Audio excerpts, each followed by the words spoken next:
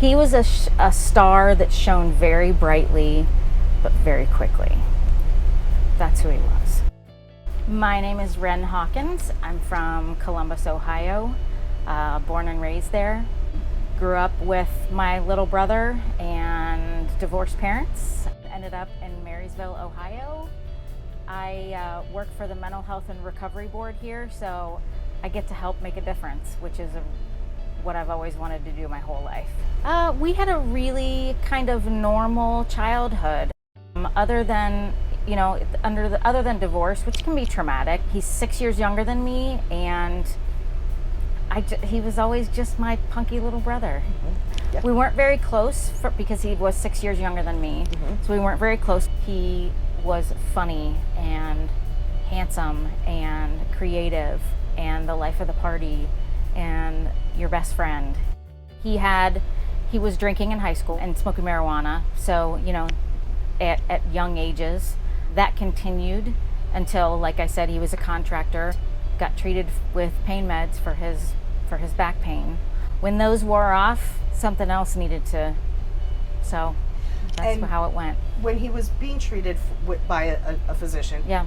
About how long did he go to the doctor, and did he do pain management? Yep, he was in a pain management program. I would say he did that for maybe 4 to 6 months. Okay. He was pretty consistent with it and doing it the right way. Okay. Yep. And do you remember during that time, were there ever any alternatives that were offered to him? Through the pain meds? No. Nope.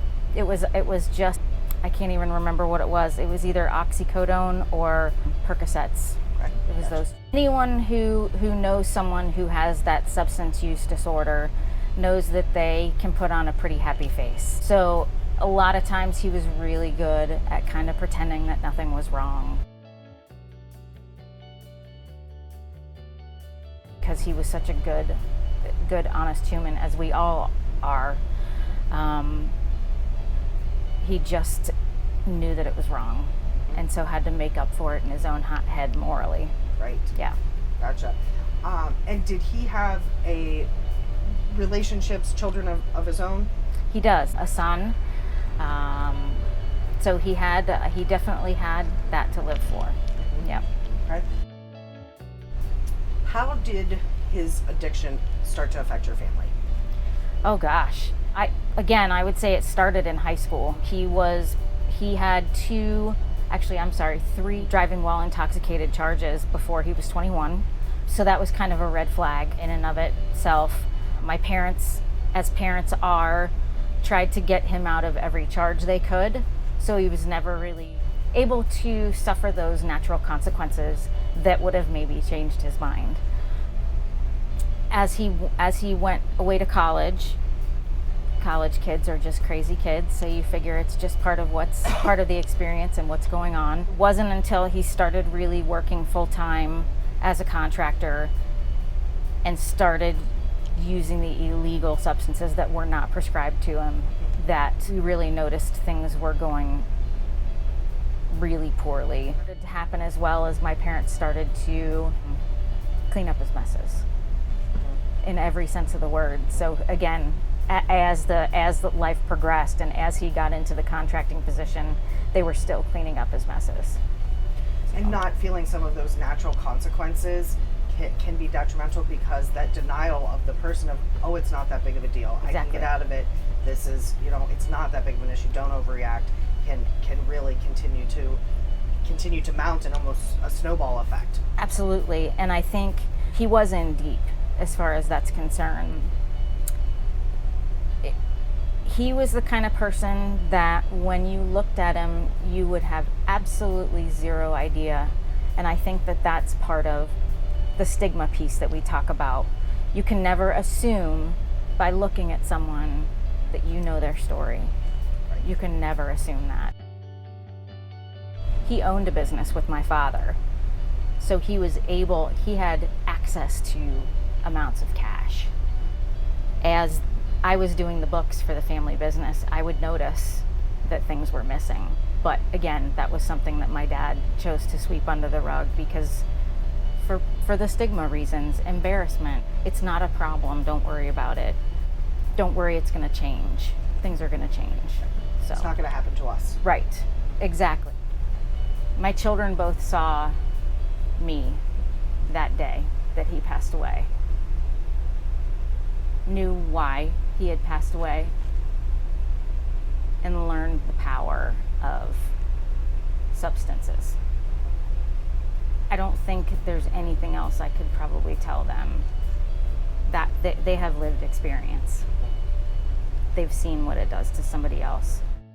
They have therapy. Good. That's fabulous. Yeah, because that's what he was missing. He really was. I think if he had a therapist and was on maybe some regular medication to regulate it, I think this would have been a very different story. It can be really frustrating. It can take everything out of you, but please don't give up. Don't give up. It may be the 4th, 5th, 6th, 12th time through a recovery process or through a detox process.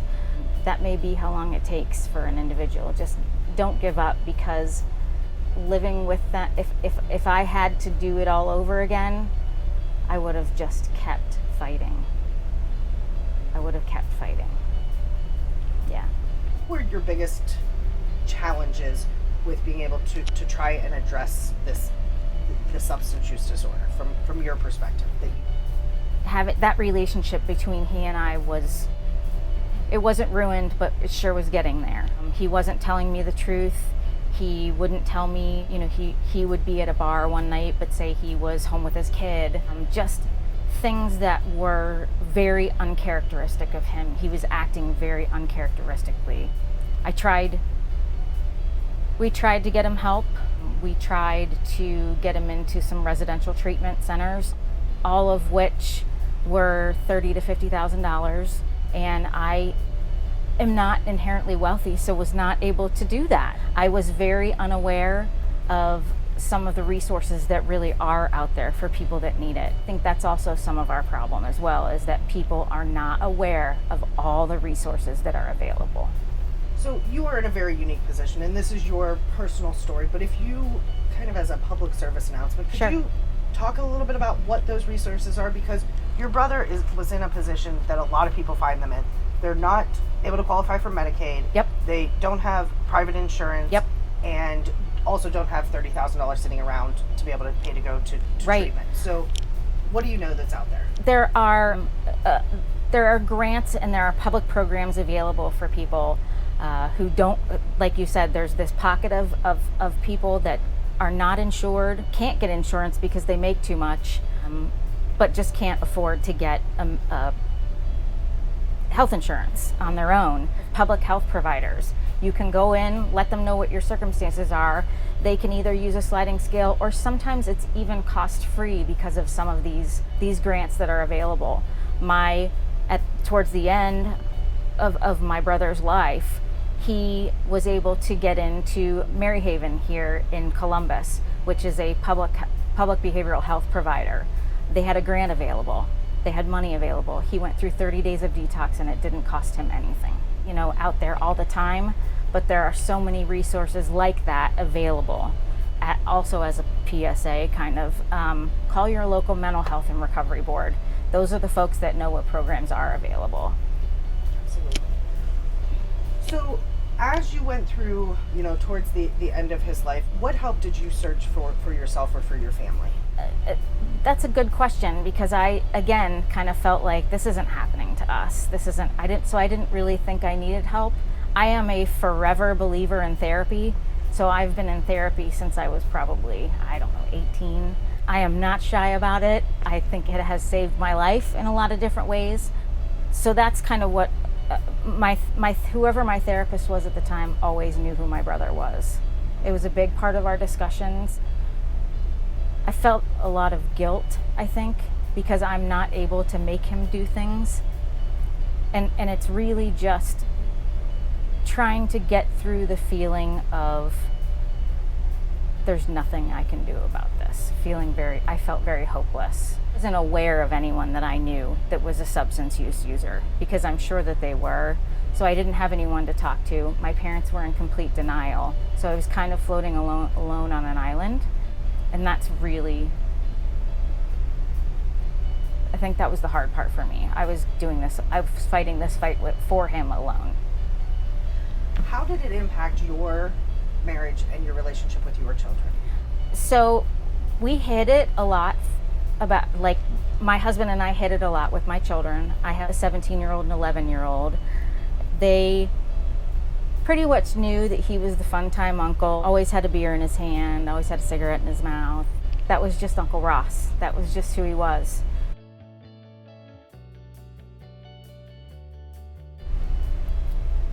My marriage, my husband, I put a lot of time and effort into trying to find my brother help, trying to figure out where he was, trying to talk to him, trying to talk to my parents. There were so many different pieces to that puzzle. And my husband was jealous. It took a lot of time away from our relationship and from our from my kids and my husband. It took a lot of time away. Yeah. Well, thank you so much for taking time out of your day and being able to share your experience. You being so open and transparent is really what's going to make a difference in the way that people with substance use disorders get help, and the way that family members are able to help and to be able to move through their own process as well. So you are really very courageous, and we don't get a ton of family members. There still, unfortunately, is a lot of stigma that surrounds this disease. But being able to talk about it, and you're sitting here today, and that's a true testament to the power of therapy, of moving through things, of talking about it. It's really wonderful to be able to see. Yep, and keep talking about it. Keep talking about it. Keep talking about it.